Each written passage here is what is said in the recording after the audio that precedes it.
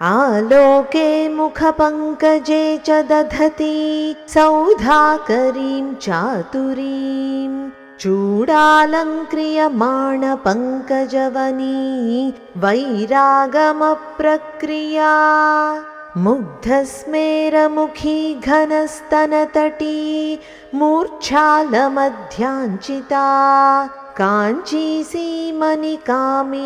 विजयते काचिज्जगन्मोहिनी। आलोके मुखपङ्कजे च दधति सौधाकरीं चातुरीं चूडा अलङ्क्रियमाण पङ्कजवनी वैर आगम प्रक्रिया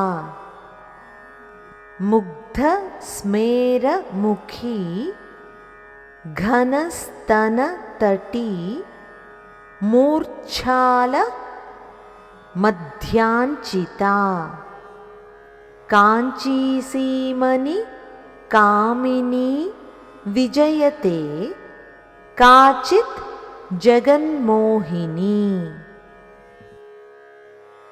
సమస్త విశ్వాన్ని సమ్మోహింపచేసే వర్ణింపనలవిగాని సౌందర్యరాశి అయిన ఏ కామాక్షీదేవి తన కనుచూపునందు పద్మసదృశ్యమైన ముఖమండలమునందు చంద్రుని యొక్క చల్లదనాన్ని కలిగి ఉందో, తన శిరస్సుపై అలంకరించుకున్న బాలచంద్రుని ద్వారా తామరవనాలు ముడుచుకుపోయే విరోధ స్థితిని కలిగిస్తోందో, తన అమాయకత్వంతో కూడిన మధురమైన చిరునవ్వుతో శోభిల్లుతున్న ముఖము కలదో, తన నిండైన స్తనభారంతో అత్యంత సూక్ష్మమైన సన్నని నడుముతో అలరారుతోందో, ఆ జగన్మోహిని అయిన జగన్మాత తన దివ్య తేజస్సుతో సర్వోత్కృష్టంగా విరాజిల్లుతోంది.